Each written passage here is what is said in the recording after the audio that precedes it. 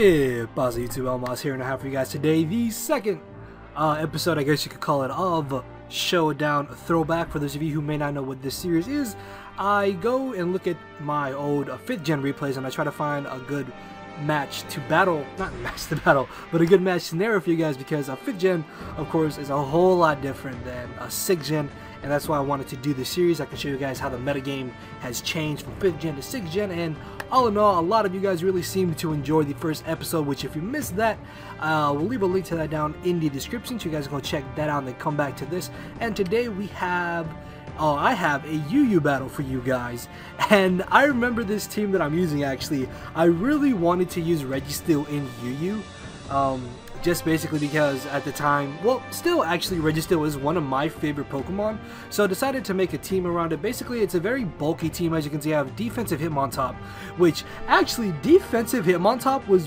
very popular in UU, believe it or not, back in Black and White. And then we have a standard defensive Umbreon with Foul Play, and then a physical defensive Slowbro, because Slowbro was UU for the longest time. Actually, I think Slowbro was UU the entire time it was in Black and White, and now it's OU, of course, because of viability and Mega Evolution. Next off, we have, I believe this is Scarfed Victini, if I'm not mistaken, or this is Scarf Rotom and Banded Victini.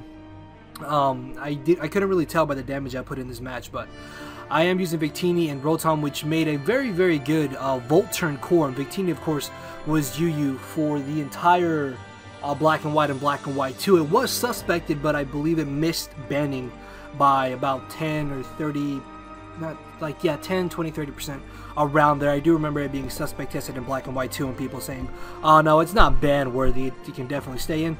In my opinion, in Black and White 2, Victini wasn't overpowered because Slowbro was there, and Slowbro could pretty much 100% handle Victini.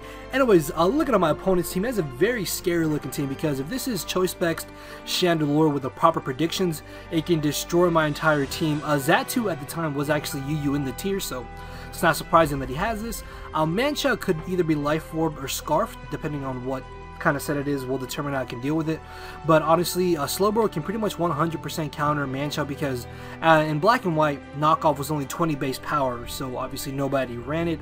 Honchkrow could be an issue as well, so I have to make sure to keep my Slowbro and Registeel at a high amount of HP. And Polygon, of course, does not have Defog, because Defog didn't have the buff that it has in X and Y, so his only way, of preventing me from getting up hazards is his Xatu. And a huge plus for me, though, is that my Rotom Mo can Volt Switch on his entire team. So with that being said, the biggest things I'm looking out for are for Chandelure and Honchkrow. So yeah, let's get this started. So I'm going to be leading off with my Victini, as he's going to be leading off with the Roserade. I'm going to go ahead and just go straight for the V-Crate, expecting him to hopefully think I'm going to go for U-turn, but he does end up making the safe play into Chandelure. Thankfully for me, he does not take advantage of him getting the Flash Fire boost, and he just ends up going for the Shadow Ball. Now, Baton Pass isn't or wasn't common on Umbreon in Black and White. I don't think anybody ever ran it, so I can't Baton Pass here. I'm going to be forced to double switch, as I actually double switch into my Victini as he brings in Empoleon, and then I make an over prediction and I go for the U-turn, and I U-turn into my Hitmontop. I'm not too sure why I did this, because looking back at it, this was very risky on my part. I'm guessing I thought he would just go straight for the Stealth Rocks, which he doesn't. He decides to be aggressive, goes for the Scald, as I double back into my Victini as he switches into Xatu. And here, I am actually in a very favorable position to just go straight for the Bolt Strike, because look at his team, even if he brings in Roserade. So I'm thinking this was choice banded, because if it wasn't, I most likely would have just safely gone for U-turn, not risking Roserade getting a free switch in. So by going for Bolt Strike, I'm pretty much insured to OHKO Xatu or to a KO whatever he decides to bring in, barring that it's not Honchkrow, because it will obviously get OHKO'd by choice banded Bolt Strike. But by getting rid of Xatu, as soon as I get up my rocks, I'm going to be in a very good position in this match, so long as he doesn't get up spikes and rocks, and in that case, I'm going to be in a very bad position in this match. So I'm able to knock out the Xatu. Thankfully, he doesn't seem to have Pursuit on Honchkrow, so he's going to end up bringing in Roserade, as I'm going to hard switch directly into my Registeel, expecting him to want to go for a Sleep Powder, not wanting anything else on my team being put to sleep. As it turns out that he does have spikes, which means he does not have Sleep Powder, because Black and White you couldn't have spikes and rocks on Roserade, sorry. So I'm going to end up knocking him out, as I can just go ahead and switch back into my Registeel, knowing that I pretty much 100% counter this Roserade. So this Roserade can't touch me in any shape, way, or form. However, though, he can unfortunately get up all 3 layers of spikes, which is going to be very, very bad for me if I'm not able to spin them away, as I'm going to be switching on moves between Seismic Toss and Earthquake, just because I don't want to allow him to get a free switch into Chandelure, predicting me to go for Seismic Toss. So by switching on moves, I put him in a position where he has to predict correctly, but unfortunately for me, he does turn out to have the rest, which is going to be a tad bit annoying, but still, Roserade cannot beat my Registeel one-on-one. So after Seismic Tossing, I'm going to go ahead and go for the Earthquake, as he ends up switching into the Manchow. I get off a solid amount of damage, as I'm going to make the safe switch into my Slowbro, most likely knowing that there is no way he can do any type of damage to me, as he ends up going for the high jump kick, which honestly isn't a bad play on his part, just because he gets off high jump kick damage and U-turn damage on my Slowbro there, as I'm going to be able to just safely go for the slack off.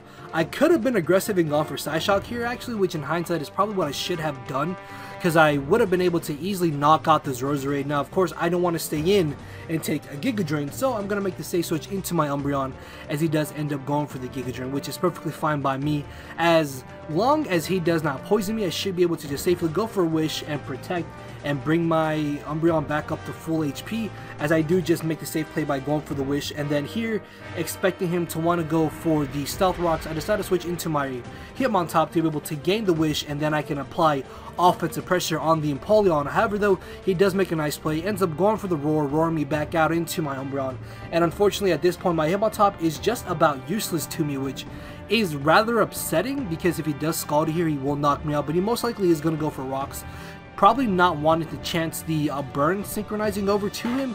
And here I really have no choice but to try and go for the Rapid Spin, but I do carry Sucker Punch on this Hitmontop, which was actually very common on defensive Hitmontop.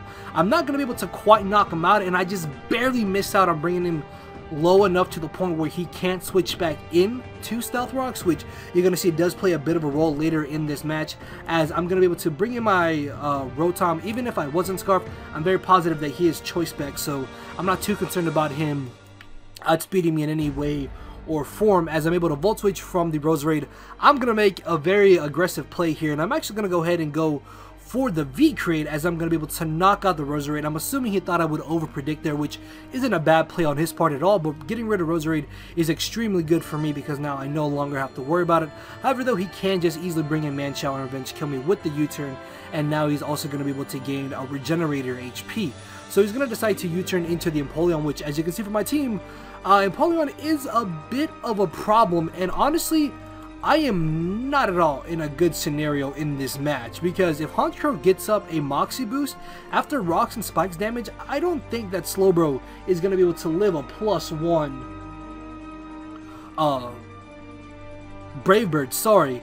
Manchow is not a problem because I still have Slowbro. Chandelure still has one huge hit left in him, so I'm going to bring in a Rotom here, and instead of Volt Switching, what I'm going to do is actually go for the trick just to cripple Empoleon, thinking that he can't do anything to me.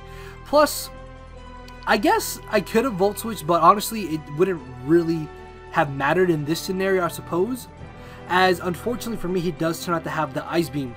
Luckily, though, he is locked into Ice Beam, so what I can do is bring in my Registeel here, and I'm going to go for Toxic, thinking that he would want to switch out into the Honchkrow or the Manchow. In hindsight, that was a little bit dumb on my part, because I most likely should have just gone for the Earthquake, as he ends up making a bit of an over-prediction by bringing in the Manchow.